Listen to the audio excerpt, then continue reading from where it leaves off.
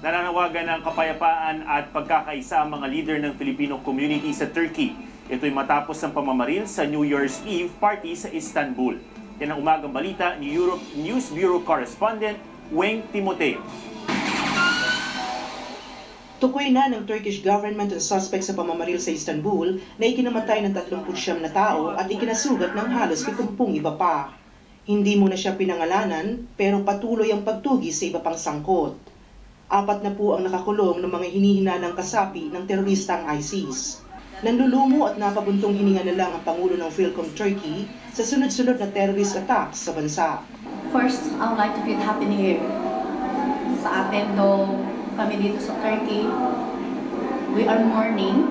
Lumutang ang balitang may Pinay na nadamay pero hindi kumpirmado. Kailangan po natin ituloy ang buhay at hinihingi po namin ang panalangin ninyong lahat.